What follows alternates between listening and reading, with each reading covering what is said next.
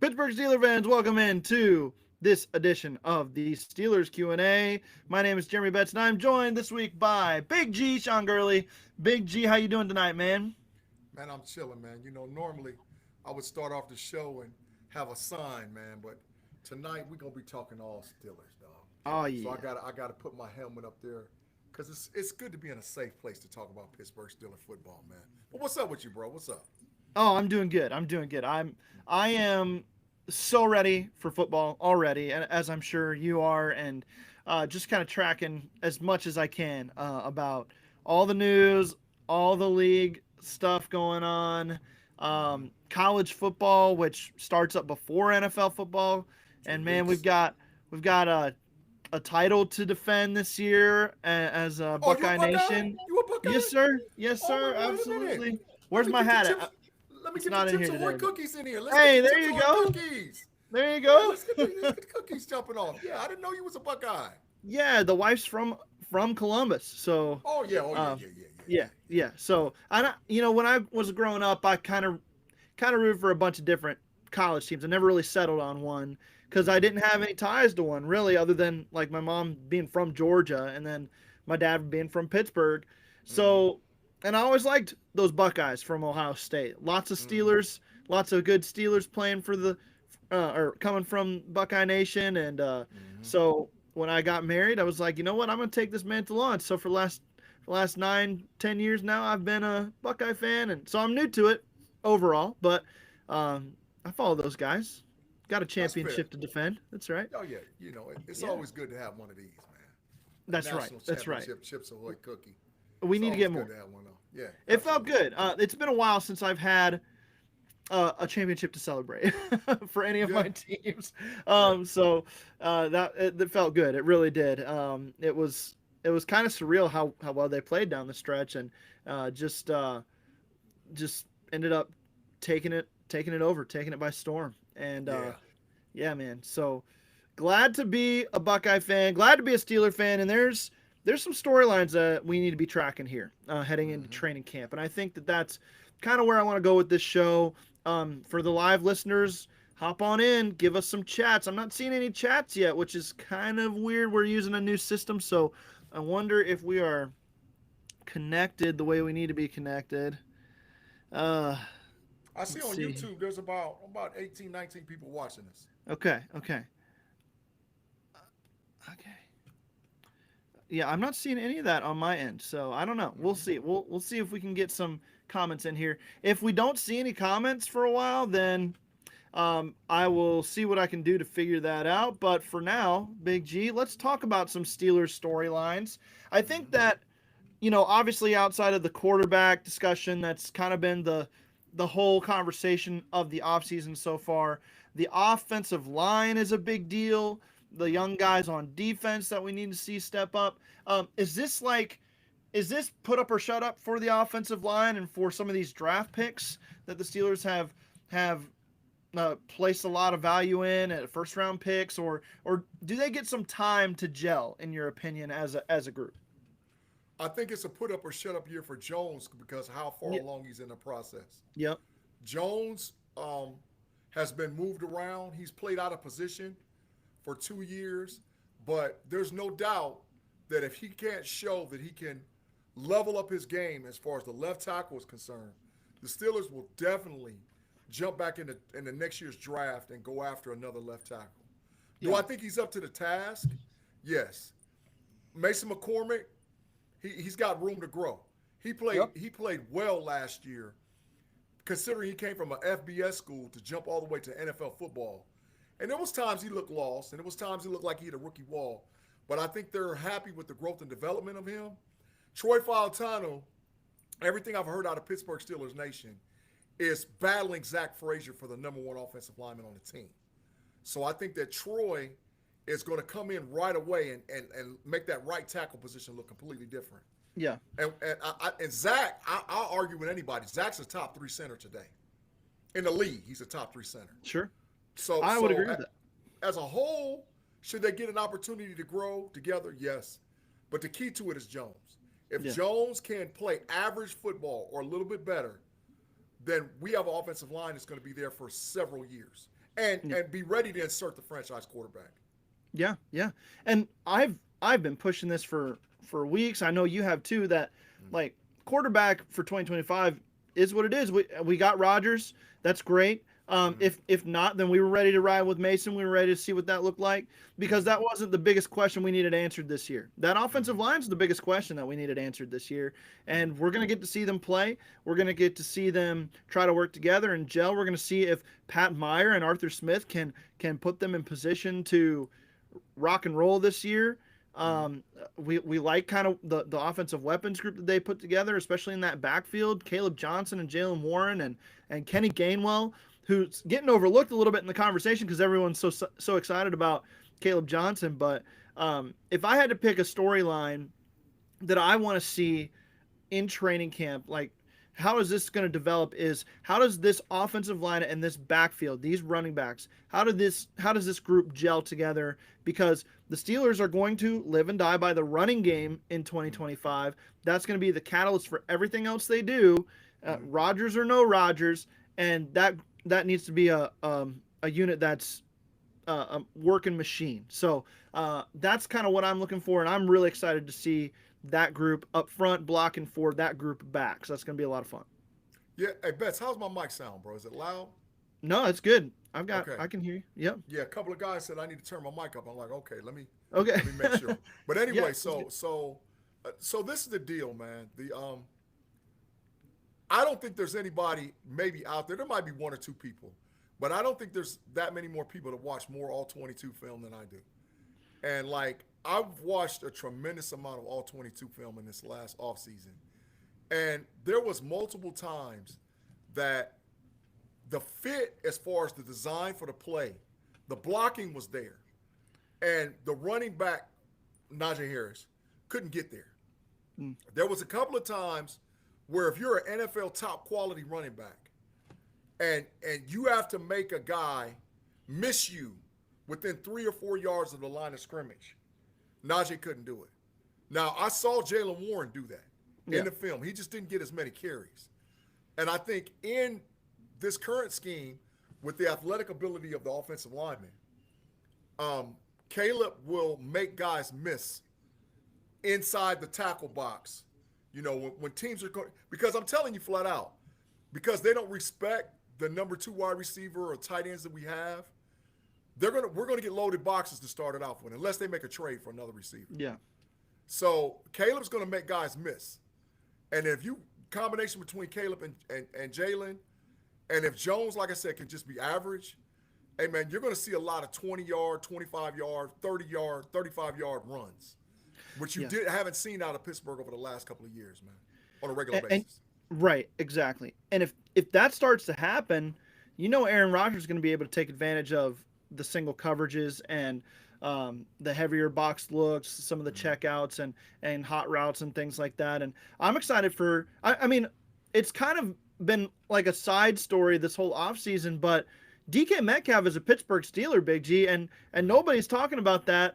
I will say that I haven't always been the biggest DK Metcalf fan. Like in Seattle, I thought he was too much of a one-trick pony maybe, and not as versatile as some of the best receivers in the league. But he is one of the best at what he's good at, right? I mean, that's just the way it is. I think that this guy can come in and fill a very good role for the Pittsburgh Steelers, but I do think that they are lacking some weaponry behind him that will allow him to be his best. So we'll see how they play that out. I think the other storyline I'm looking at is Pat Freiermuth and how big of a deal is he in this offense with Aaron Rodgers. I kind of expect really big things out of him. I think I expected out of the tight end room as a unit. Okay. People might say I'm dead wrong, but I've seen Aaron Rodgers take tight ends and turn them into something way more than what they were. Yeah. I remember that Runyon kid that played tight end with Aaron Rodgers. Yeah. Jermichael Robert Finley. Tonyan. Yep. Bubba Franks. Yeah. I mean, listen, so he utilizes the tight end position. So I look for Rodgers to, if they don't bring in a number 2 wide receiver, if they don't if they decide, okay, we have what we have and we're going to go with it. I look for Muth and Washington to have huge seasons for the Steelers. Because listen, if you can run play action in 12 personnel, and those seam routes is open, because Rodgers is not scared to throw it in the seam. He's not, or across the middle. So I mean, we might have it. We don't know yet, man. It's a lot. We just don't know. That's right. And this is where I've been saying too. It's like, okay, Steeler Nation, I get it. We've been kind of in a bad spot, or as fans, I guess, in a bad spot where we want to expect big things from this team, but in the end, it kind of all ends up in the same spot where, yeah, you're probably a playoff team or close to it, but you're probably not beating any of the big dogs once you get there. And I don't know. I am having the time of the off season for me where I get excited about this team is happening now, and I think that there's more to this team potentially than we've been talking about. A higher ceiling than what we've been discussing. Do you think that is? Well, I guess this would just be for me, but I don't know if it's just Aaron Rodgers or if it's the fact that the pieces that are here are exciting all around him. And you're talking about, you're going to get really high-end play out of that defensive front. And that's going to be enough to win games at times for you in and of itself when you combine that with what the secondary looks like and then the running game, right? Or the basic gist that you can get on offense out of this running game and Aaron Rodgers, what he does pre-snap. The ceiling, though, to me, is naturally higher because of the pieces you have there and the quarterback you have running the show. He's not limited physically from doing things out of the pocket like Russell Wilson was. Now, I'm going to say he's probably not as mobile as he has been, but the mobility was there plenty well at the end of last season with the Jets, enough to be able to work from the pocket. So you don't have any pocket working issues from Aaron Rodgers. And I think that was a big reason why the Steelers struggled last year at times, was because Russell Wilson couldn't see anything. He couldn't act, or he couldn't perform the offensive functions from the pocket. He just couldn't do it. So, and this Arthur Smith offense is based on timing, and it's very similar to what Matt LaFleur and Aaron Rodgers did together in Green Bay when he won 2 MVPs.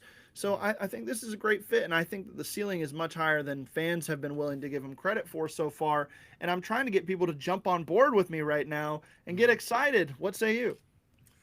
It is. It's a major reason to be excited. So for this reason alone, this is the first time that the Pittsburgh Steelers are going to be able to play complementary football since prior to Big Ben's retirement.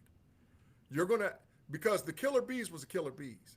But when you have complementary football that can play with the defense and the offense, because let's face it, our defense was gashed by the end of the season. When we got down to the last 4 or 5 games, I think the snap percentages was somewhere like 65-35. We had more 3 and outs than you could shake a stick at, right?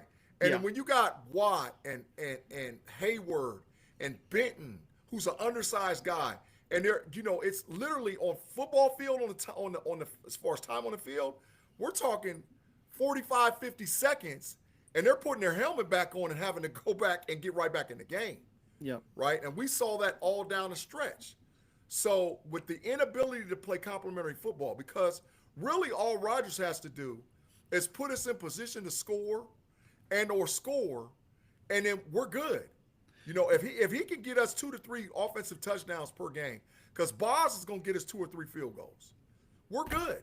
Yeah. As far as the complementary football is concerned. And now with the depth of the defensive line, Sawyer, Harmon, Black, to go along with Highsmith, Watt, Herbig, Doug, we're going to play complementary football. Yeah. And that makes up all the difference in the world, bro. So let me ask you this then. If the Steelers were to fail this year, like if they weren't, that's kind of what I'm trying to get at here is like, what is a failing season for the Pittsburgh Steelers, and what would happen for that to be the case? Like, is it simply the fact that maybe they're a 9-win team and they missed the playoffs because the running game wasn't quite as good as it could have been because the offensive line didn't fully gel. Broderick Jones wasn't good, maybe, or Aaron Rodgers just hit the cliff because it's just too much, and maybe you ended up having to go to Mason Rudolph at 42 years old for Aaron Rodgers, right? Mm-hmm. What is a bad season for Pittsburgh? I don't see the floor being too low, no matter what happens. I mean, outside of like TJ Watt or Cam Hayward, knock on wood, missing a huge portion of the season, or both of those guys. So what would have to go awry in Pittsburgh for them to just not be a good team this year? The overall record would have to be less than 9-8. Yeah. If the record's 9-8 or above, we did what we're supposed to do. We're still rebuilding. Yeah. The issue is that we've just stayed relevant during the rebuild. But a 9-8. Them there? Yeah. What gets them to 9? What gets them to 8-9 or 7-10? What would have to happen for that to be the case? A major injury by more than one player. I agree. It's got to be huge. It's not going to be their gameplay, I don't think. Yeah, a major injury, right? Because Tomlin's going to put them in position to win games, even if he's got to hold it close to the chest and kick 6 freaking field goals. We've seen this before. We've seen Tomlin win games 15, whatever, 18, whatever, 13 and whatever. We've seen him do that. So he'll play conservative to protect his team. But as long as we stay, and listen, really, to be honest, Betts, it's really our time to not have the injury bug hit us. Because, it sort of goes in cycles. Certain teams, they get the injury bug and then they miss it for a while. So we've had our share of injuries over the last few years, bro. And it's our time to not have major injuries. Right. So I think as long as we don't get a bunch of injuries to like 2 major dudes, we're good, bro. We're good. Yeah. I kind of agree with that. I think it would have to be something catastrophic that isn't a gameplay thing. Like the floor is just too high for the roster and for the style that they play with that defense. It would have to be a catastrophic injury of some kind. I do want to bring this up because, and Pittsburgh Toddy says, sorry, AR still has an arm, but mobility in the pocket? Nah. I'd challenge you to go back and look at some of the tape from last year, Pittsburgh Toddy, because he can still manipulate the pocket with his feet very well. Now, he's not going to get out and extend plays to the sideline like Patrick Mahomes or something like that, but workability in the pocket, he's got plenty of that left to be a versatile piece and extend plays from that regard. But he's not going to be running the ball. He did that even a little bit last year, but the pocket mobility is still there. Mm-hmm. We saw that in training. We saw that in minicamp and OTAs. For him to be 41 years old, he's still nimble. He can manipulate the pocket. The issue is going to be for Aaron Rodgers to play quarterback for us. The manipulation of the pocket is for play action passing. Yeah. That's where Rodgers has got to be able to sell it. Yeah. Can he sell it enough from a play action standpoint to where, he can show you that it looks just like a run, but it's a pass? And then can he roll left and roll right, maybe hit a wheel route out of the backfield, maybe hit a comeback route to DK, maybe roll left and throw it right up the seam to move? Yeah, he still can do that, but he's not going to Jalen Hurts you. Right. There's no freaking way. You can forget that, Yeah. He doesn't want to. He doesn't want to win that way, and he can't.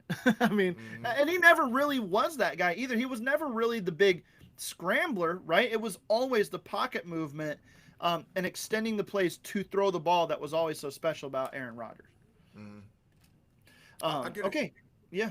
So I did want to put up some thoughts and prayers for Reginald in the chat. Sounds like I lost a granddaughter the other day, and so our thoughts and prayers are with you there, Reginald, and we appreciate you hopping in here and being with your Steelers family. We're going to be here for you like a family. Let us know if you need anything, and I mean that. I really do. You can reach out to me on Twitter, and my handle's on the bottom of the screen there, so reach out, and we'll be here for you. Your Steelers family is here. And thanks to the chat for being there for him, too. Thanks for getting us some questions. We're going to take a quick break here, and when we come back, on the second half of the show, we will talk a little bit more Steelers storylines, and we'll get your questions answered as well. Don't go anywhere. The Steelers Q&A will be right back after this.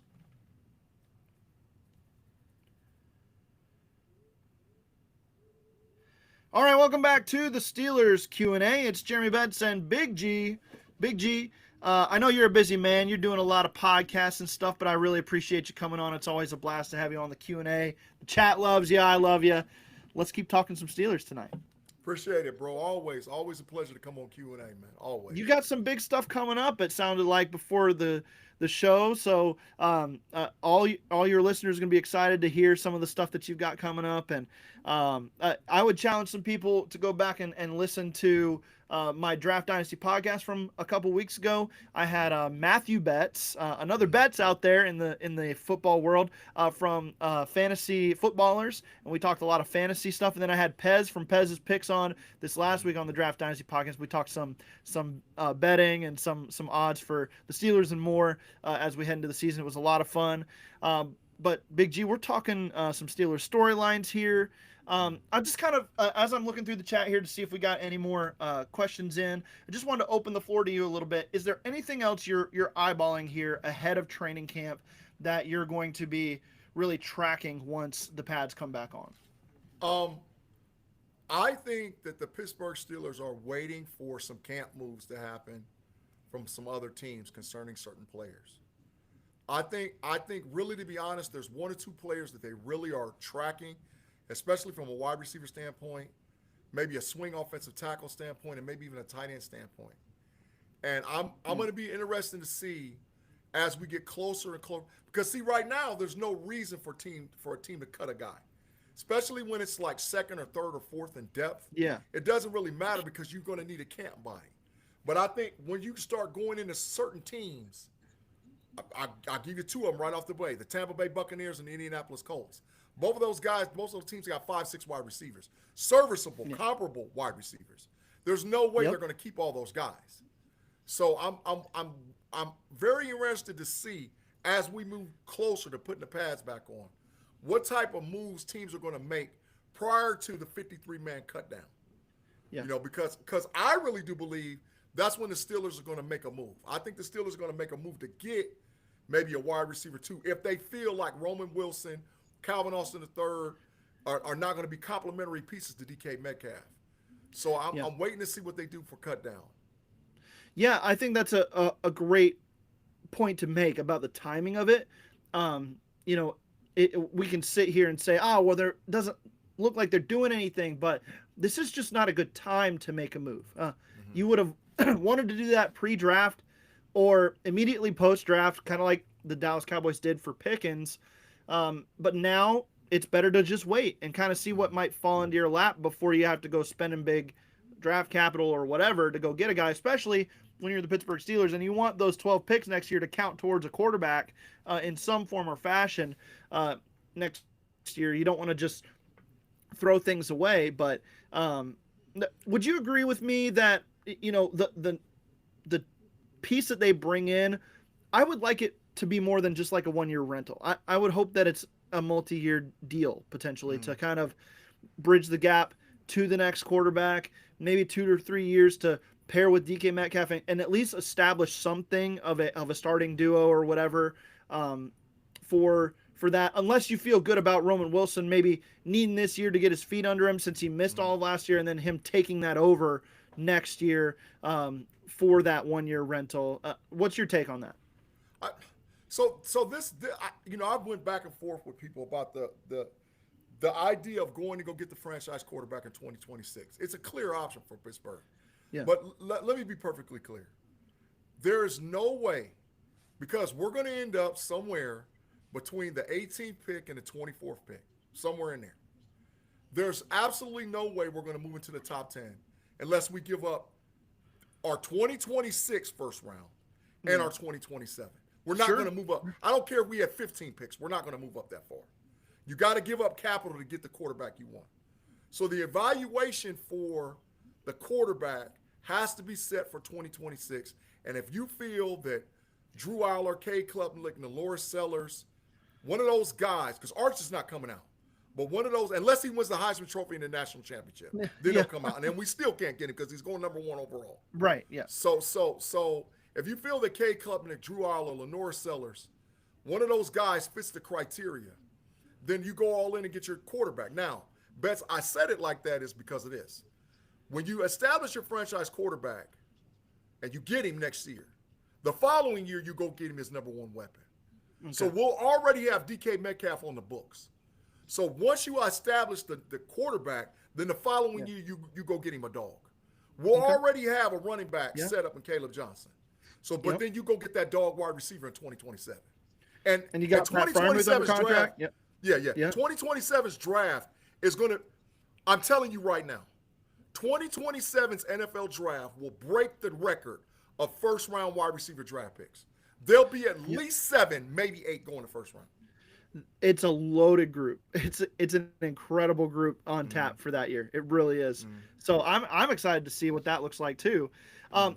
Big G, is there a way though that kind of going back to they're not getting up into the top 10 without giving up big draft capital? And I agree with that in the end, but could they make multiple moves could they get closer to the top 10 like before the draft and then on draft night make a move a lot like the Bills did to go get Josh Allen a few years ago? It's harder now to manipulate the draft like that because teams understand the value in getting into the top 10 to get a quarterback. They understand it. I mean, if you look at the last 6-7 drafts, teams have had to give up the farm to go get the guy. And some teams have gambled big and won. I mean, look at the Houston Texans. They drafted Stroud and then jumped right back in and got Anderson. And gave up future draft capital, but look at them now. You got to be willing to mortgage the farm if you identify this as your guy. And I think in next year's draft, there's about 3-4 guys, realistically, man. Like I said, Drew Aller, Cade Klubnik, Lenore Sellers. There needs to be really good evaluation for that position at quarterback. And if one of those guys fits the bill, trade up, go get the guy. Because standing put, we're not going to get the guy we need, bro. No. There's going to have to be a move to go get that guy. I mean, and if you're not willing to do that, then like as a team, like if you're not willing to make that move, then that would be a problem. I see them. They've been angling for it with all of their moves this offseason, so I don't see them getting cold feet when it's time to make a move. I just think that they would need to be sold on the player, and I wouldn't want them to go trading 2 first-round picks and half of your draft capital next year to go up and get a guy that they weren't sure about or feeling really good about. So that's going to play into it too. How good are these quarterbacks when we actually get there? I think that there's still going to be 5 or 6 guys that look really enticing in that first round range next year, a lot like a couple years ago when Bo Nix and Michael Penix went in the back end of the top 10 and early teens. It just feels like that type of class again for this next year. Which could you ask for a better one for Pittsburgh? The Pittsburgh Steelers hosting the draft and needing a quarterback? I don't think you could. It's a good group. I mean, 26 or 27. Betts, really, to be honest, because 27 going to have DJ Langway, Arch Manning. I mean, it's going to be dogs.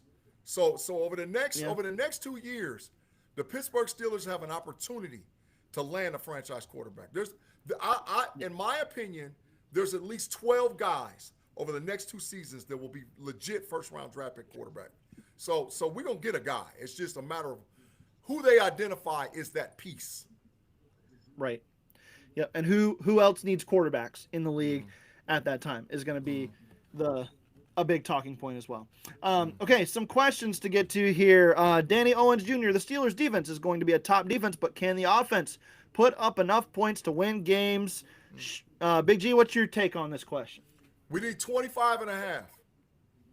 If we average anywhere between 23.5 and 25.5, we'll win 11+ games. That's complimentary football. And listen, for Aaron Rodgers, it doesn't have to be a touchdown every time. If he can get us out to the 49 and we punt and pin the team deep, that's complimentary football. But there was so many times we were 3 and out, and it was like, man, what the hell? Yeah. And our defense was gashed, and then we went back on the field, and we're already a nickel 58% of the time. No, bro. We got to play complementary football and give the defense a break.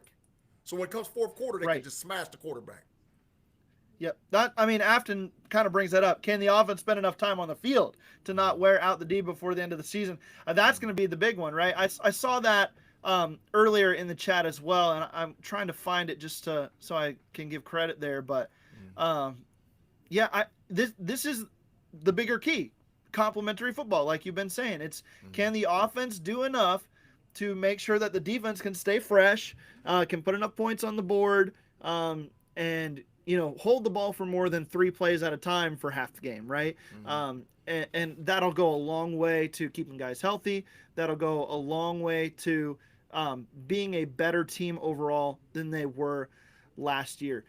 I've been doing the roster rivalry, like kind of a roster reset series of shows with Corey Eckenroth for the Steelers Fix. And we were kind of looking at the division rivals for the Pittsburgh Steelers and comparing the Steelers roster to those 3 teams. And I got to say, coming away from it, the Steelers are a lot closer to Baltimore than most people want to believe as far as the roster and how good the roster is overall. And honestly, outside of Joe Burrow and Jamar Chase for Cincinnati, the Steelers roster is way better than the Cincinnati Bengals roster is outside of those 2 players. And then for Cleveland, obviously Cleveland's way behind the rest of the teams in the division at this point. So the Steelers are above them too. But I'm writing an article right now as well, kind of hinting on all of this stuff. Like the Steelers are closer to having a top roster in the league, like the Ravens, like some of these real big contenders in the AFC. And the Bengals aren't as good as everybody's giving them credit for. They're just not. They are Joe Burrow, Jamar Chase, and then a bunch of, well, we'll see if it works out, especially on the defensive side. That's an issue. So the Steelers sit well in their own division. Would you agree with that? Yeah, the issue between us and Baltimore is they got Lamar Jackson, and their defensive backfield is loaded.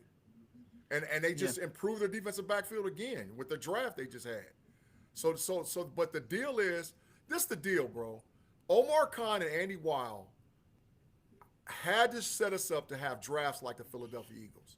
The question is, does Jones and Keanu Benton hit like they had those guys for the Philadelphia Eagles, including their left tackle that nobody knew anything about that was from Australia, and it's a top 5 tackle in the freaking league. And then they hit with Jordan Davis because everybody thought Jordan Davis was going to eat his way out the league, and he didn't. They brought in Jalen Carter and other Bulldogs around him. So will the Steelers young guys step up? Joey Porter Jr., Keanu Benton, Broderick Jones. Those are the 3 main young players that we have to make sure they hit this year. If they hit this year, oh man, we're ready. We're a corner, a wide receiver 2, and a quarterback 1 from being in real contention to battle for a Super Bowl. I agree. Boxing Man 1 kind of comes back at me here. He says the Ravens roster is better than us. I'm not saying the Steelers have the better roster. I'm just saying it's closer than people think. And that, like, when we went through it, like, I like a lot of what the Ravens have on offense, to be honest, depth-wise and even some high-end than the Steelers have. And obviously they've got Lamar Jackson, who wins a lot of games by himself for them. But when I look at it from an outside perspective as well, I think no quarterback does more for their team to win ball games, except for maybe Patrick Mahomes, than Lamar Jackson.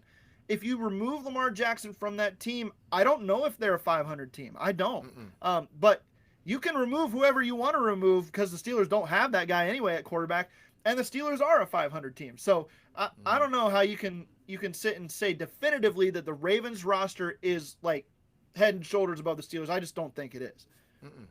It's very close. So, like I said, Lamar, they have a franchise quarterback. He's a 2-time freaking MVP. I mean, he's the man. Top 3. And their offensive line is a little more established than ours, but I think ceiling-wise, the Steelers have a better offensive line ceiling potentially as well. Yes, but Staley's just as good as Staley's just as good. Or Jones could be just as good as Staley. Lindenbaum, Zach Frazier's just as good as him. Who's their right tackle? He's not better than Troy Fautano. So No, it's Ross. he was a rookie last year. Rosengarten, Yeah, I think. yeah. Yeah. Come on, bro. He's not better than him. Yeah. So from a Second round line pick. Yeah. standpoint, heck no. Now, is Isaiah Likely and Mark Andrews? That's why we need Yeah. Freiermuth from Washington to step up this year. Yeah. Freiermuth and Washington need to get close to Bowers and Meyer. That needs to get close to the two guys that they have in Buffalo. We need those two tight ends to do the damn thing. Because at best we're in 13 personnel 17% of the times anyway. Yeah. And we're in 12 more than anybody else. more. Yeah, so do the damn thing. Throw the ball to the tight ends. Yeah. And I will go to my grave with this unless it goes totally proved wrong this year, I guess. But it hasn't been the tight end's fault the last 2-3 years, whatever it is, that they haven't been focal parts of the offense. It's been the quarterbacks, because Kenny Pickett wasn't throwing the ball over the middle of the field. And neither was Russell Wilson. And every time Justin Fields tried to, he just kind of got scared and decided not to do it. He was turning down wide open tight ends all the time when he was starting. So I think that Rodgers is going to see those things. I think Rodgers is going to hit those things. I think both of those tight ends have a big year. Mm-hmm. He better. I mean, I could see 800 something plus from Move, 500 something plus out of Washington. I could see it easily. Okay. 50 catches for one dude, 30 plus for the other guy. Yeah. But red zone targets, man. Yeah, that's going to be where it's key. And that's going to be another thing that I think having Aaron Rodgers is going to help is red zone efficiency, because he sees things before it happens. And when you're condensed down in the red zone like that, and the defense and the offense are playing on such short grass, right? You've got to be able to see and hit things so much quicker. And Russell Wilson wasn't doing that.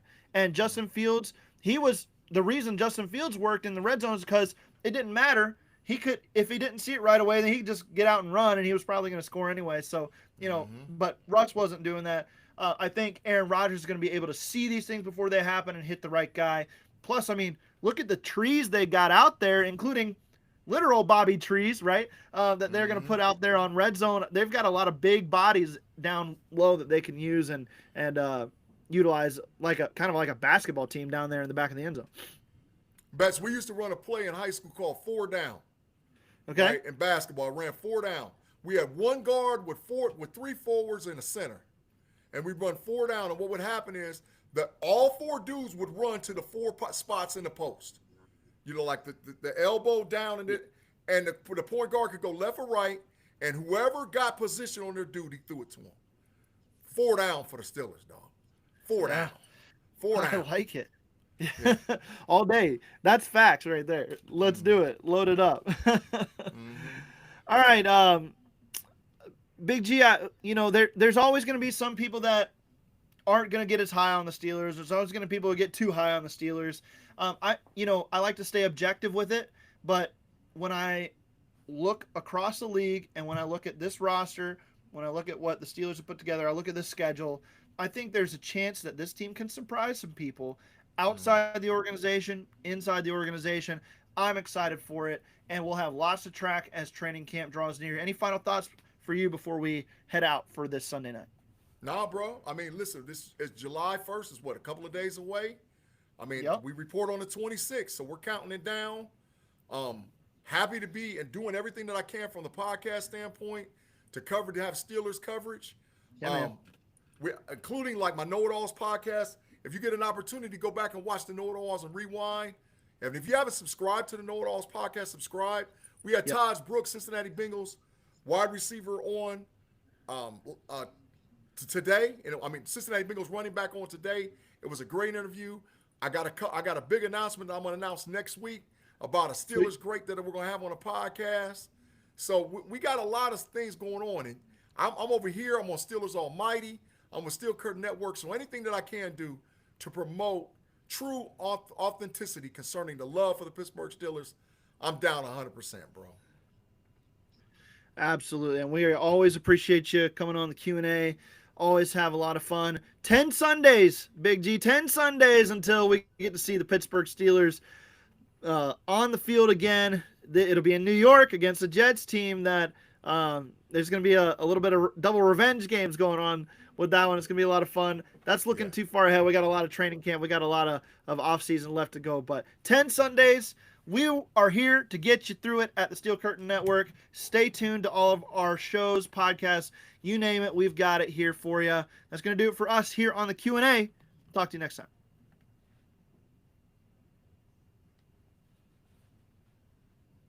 If my music will work. Come on now. Let's go, music. Oh, well. Yeah, the new streaming function is not working very well. But hey, we'll talk to you guys later. Have a good night.